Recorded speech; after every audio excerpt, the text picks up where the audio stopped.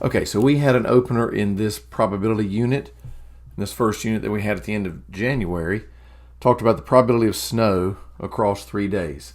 So it said, let's talk about weather. Last week we had 3 days of winter weather, affected our ability to run buses and have school in session.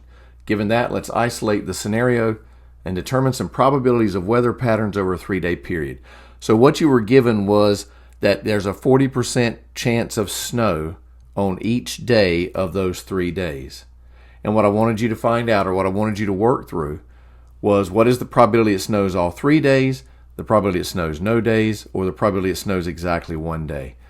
So we're going to look at this in terms of a tree diagram and a sample space, and then we will go back and compare that to the responses that came in. I won't do that in the video, but I'll allow you to do that, and we'll talk about it later.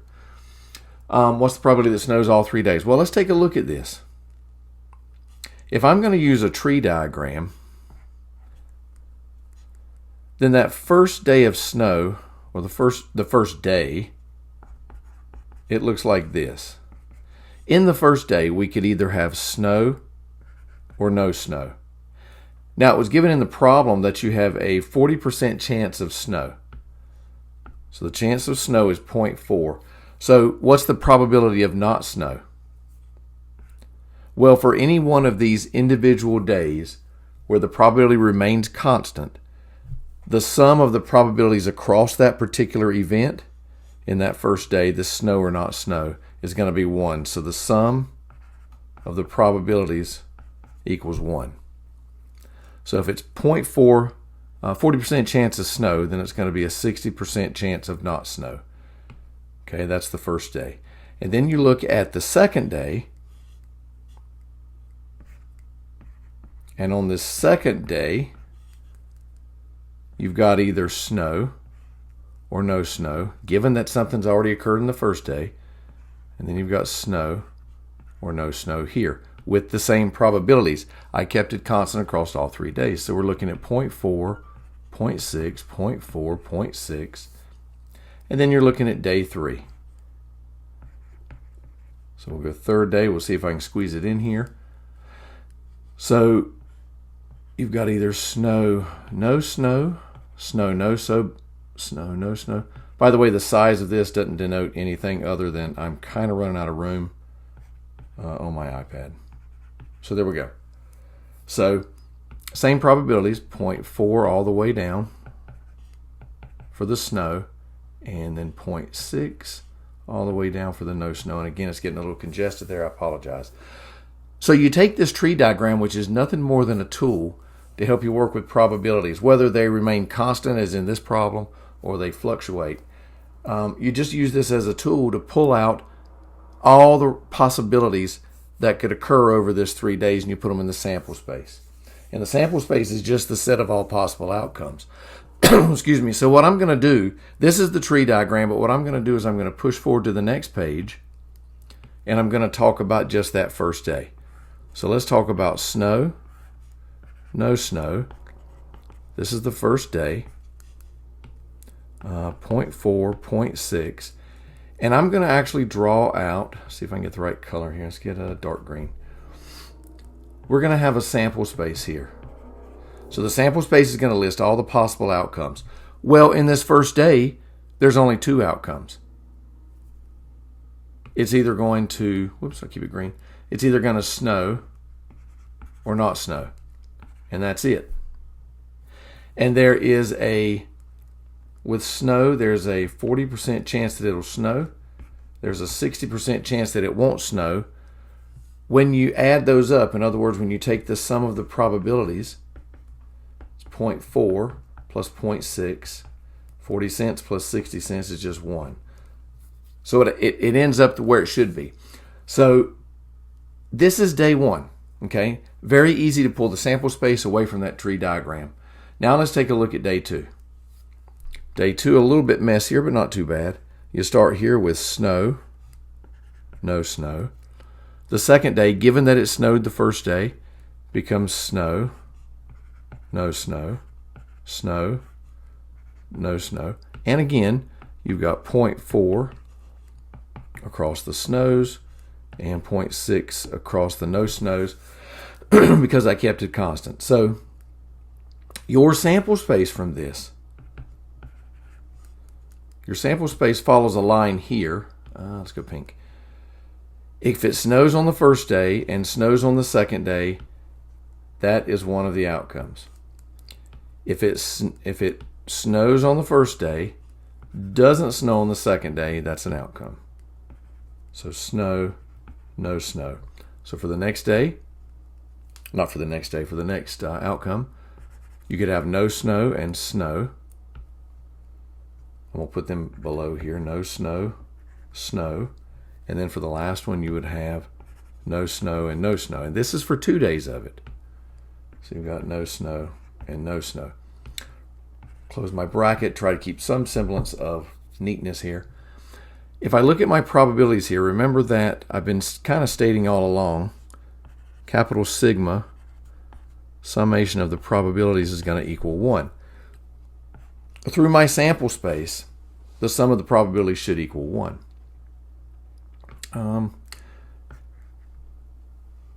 So the probability of snow, snow, snow, no snow, no snow, snow, and no snow, no snow. What do we do to find these probabilities? Now, it was very easy in the first one. Well, we're going to use something called the multiplication rule. And let's see if I can squeeze that. I'll probably do it here down here at the bottom. The multiplication rule just talks about the probabilities of two events. So the probability that two events A and B, in this case snow or no snow, will occur in sequence is as follows. So you've got the probability of A and B, and that's equal to the probability of A times the probability of B, given that A already occurred. Now, in the sense of our problem, it doesn't matter that A already occurred. In other words, these events are not dependent on each other. They are independent events. One does not affect the other at all, in the sense of the problem that was given. So, with that said, this probability of B, given that A already occurred, is still there. It just simply becomes the probability of B. So you're just multiplying across these. So when you look at this first one, you are looking at the probability of snow, which is 0.4 times 0.4, which is, let me go back to brown here, 0.16. If you're going snow, no snow, you've got 0.4 times 0.6. That's 0.24. If you're going no snow, snow, that's still 0.6 times 0.4. You're multiplying in different order, but it's still coming out to the same answer because commutative property applies. So let me erase this at the bottom. So I've got my room still. We're looking at 0.24. And then no snow, which is 0.6 times 0.6, which is 0.36.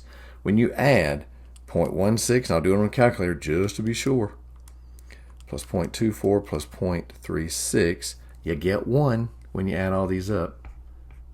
So this works, and this is our sample space. This is the set of all outcomes, set of all possible outcomes.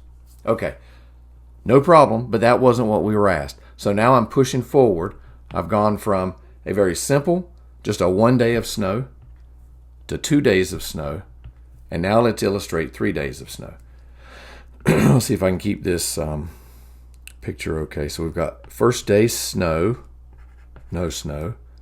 Second day snow, no snow, snow, no snow. And the third day snow, no snow, snow, no snow. Oh boy. Not looking great, but I can work with it. I hope that you can follow along. Here's our tree diagram. How many total events coming out of this? In other words, how many outcomes will be in the sample space? Well, if you just count down at the end of the tree diagram, 1, 2, 3, 4, 5, 6, 7, 8, there will be 8 of them. And I'll put the sample space across the bottom. And it is as follows. SSS. So we could have snow, snow, snow. I guess I'll keep it blue. I could have snow, snow, no snow. So I could have snow, snow, no snow. I could have snow, no snow, snow, snow, no snow, snow. And I could have snow, no snow, no snow. Now what I'm going to do is I'm going to put the other 4 events that come from the first day of no snow that center off of that right underneath these, just because I'm running out of room on my iPad. So I could have no snow, snow, snow, no snow, snow, snow, no snow, snow, no snow. Whew. All right. I could have no snow, no snow, snow, no snow, no snow, snow, and then the last one will be just all no snows. No snow, no snow, no snow.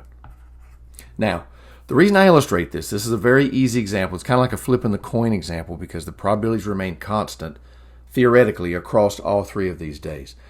So the sample space in this case, even though it's very messy with what I've got on here, a lot of S's and S's and that, is going to come out to be a very nice 1 when we take the sum of all the probabilities, and then we can work from there back to the problem that we had. Okay, so across the top, let me...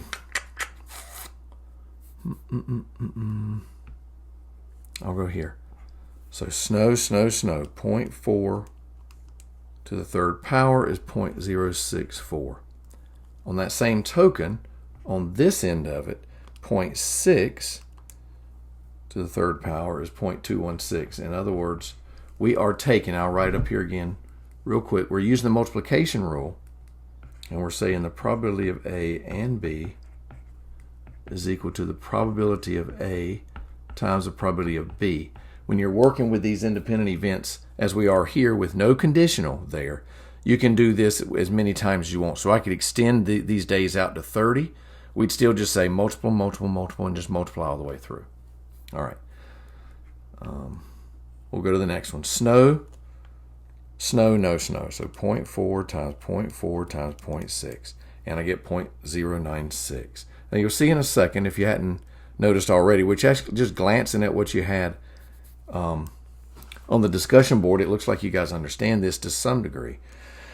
In the next one here, I'm looking at snow, no snow, and snow. Well, that's the exact same because it's the same as the previous one as far as what I'm multiplying together. I'm just multiplying in different order. The next one, a little bit different because I've got 0.4 times 0.6 times 0.6, which is 0.144 because I had 2 no snows. And here I'm looking again at a situation with 2 snows and 1 no snow, so that's another 0.096. Very messy. No snow, no snow, snow. So now we're looking at the same thing that we had here. So this is 0.144. And again, no snow, no snow, snow. So 0.144. And then this last one we already got. So 1, 2, 3, 4, 5, 6. Yeah, we got all of them. Okay, so now let me add them up just to make sure I didn't make a computational error. 0.064 plus 0.096 plus 0.096 plus 0.144 plus 0.096 plus 0.144 plus 0.144 plus 0.216. 1, yay! So the summation of the probabilities equals 1. Yay. Beautiful. Now I've got everything that I need. I'm going to erase the tree diagram off of the top. I'm going to leave the messy numbers at the bottom because we're going to work with those. And I'm going to take the multiplication rule that I have listed over to the side out. Give me 1 second. Oops, I'm going to leave those. I'm going to redraw that one, I suppose.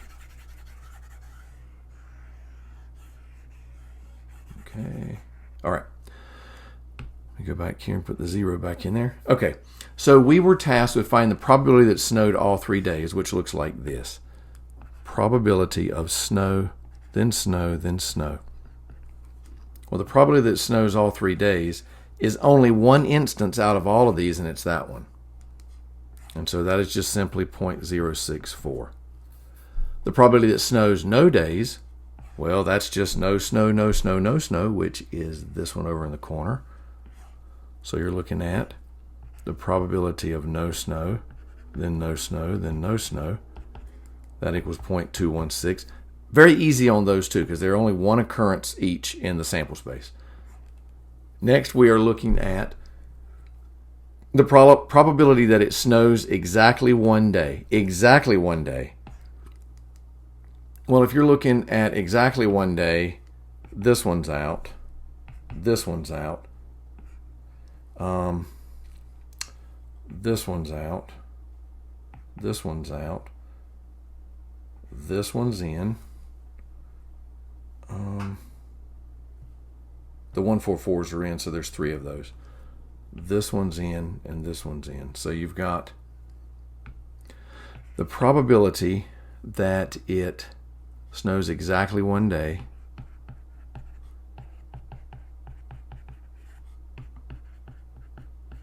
equals, and you've got it occurring here. It snows one day here, which is right here, and you've got it here, snows one day here, and here it snows one day here. So you've got 3 of those. So you've got blue steel 0.144, and since I'm running out of room, I'll just multiply it by 3. Repeated addition. So 0.144 times 3 is 0.432. 0.432. So about 43% chance that it's going to snow exactly one day. And the probability it snows at least 2 days, I'm going to have to switch colors altogether. Probability that it snows at least 2 days. Well, it snows at least 2 days here. It snows at least 2 days there. It snows at least 2 days there. The 1 days are out. It snows at least 2 days there. And doesn't snow at all on that last day. So it's only 1 across the bottom, 3 across. Okay.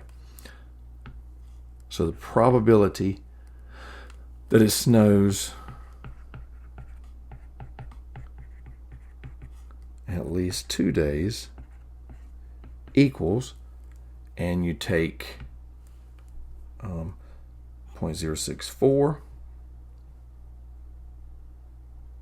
0.096, 0.096, 0.096, and you add those together. So you got 0.064 plus 0.096, 0.096 plus 0.096, and I get 0.352.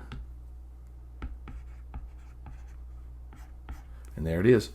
There's the completion of our opening, thought-provoking to some extent, just simple computational, I think, in the end, over those 3 days. So if you see an error in this, please respond back, send me an email, but I just ran through these really quickly. I ran out of room at the bottom, so there's a chance that I glanced at it wrong, although I don't think I did. So we're looking at the probability that it snows at least 2 days, 0.352, snows exactly 1, 0.432, doesn't snow a single day, 0.216, and snows all 3 days, 0.064. Okay, that is the answer to our prompt. I will go back and look at this for a participation grade. I appreciate all of your feedback on there, and we'll move on from here into some more probability as we go forward with conditional probability. Thanks for watching.